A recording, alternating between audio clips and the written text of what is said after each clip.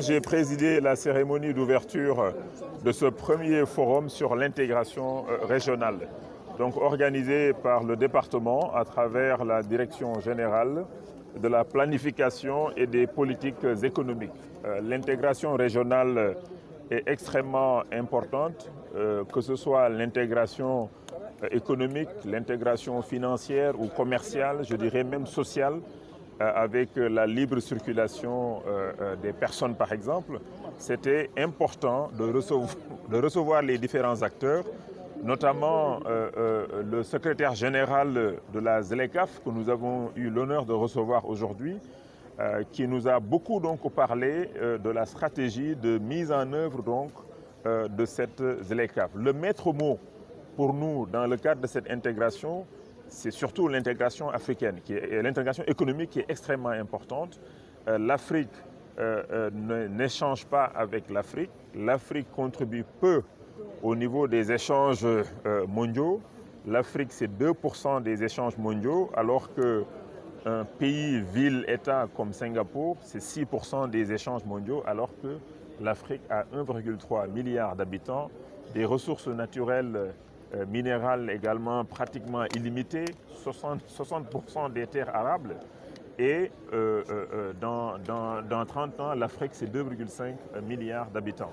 Il était question de débattre un peu sur ces questions. Comment améliorer, augmenter notre contribution au niveau des échanges mondiaux, mais surtout comment échanger entre nous, comment tirer profit de la ZLECAf, de la zone de libre-échange continentale, comment faire donc pour que les pays s'y retrouvent, comment faire pour que les populations s'y retrouvent, comment faire pour que l'intégration ne bénéficie pas seulement, en tout cas la ZLECAf ne bénéficie pas seulement les pays les plus avancés industriellement, ou bien les personnes et les femmes les plus fortes au niveau de chaque pays.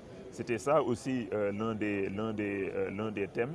Maître mot, c'est l'industrialisation. Comment industrialiser de manière compétitive et comment monter au niveau des chaînes de valeur. C'est ça que chaque pays africain doit faire.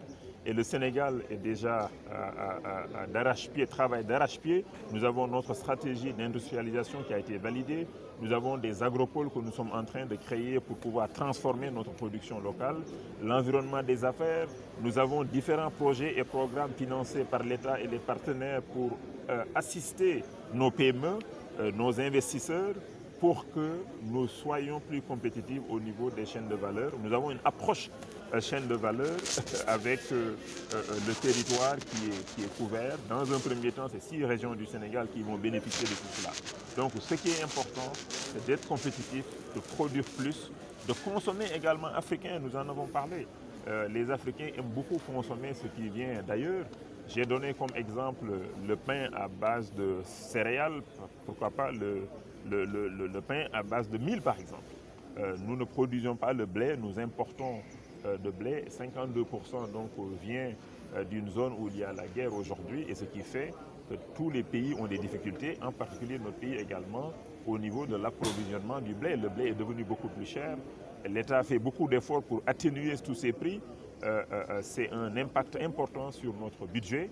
Mais le plus important, ce qui est essentiel, c'est de consommer local, de consommer du pain par exemple avec du mil, à base de mil. Moi je suis preneur, si on me donne du pain à base de mil, je suis preneur.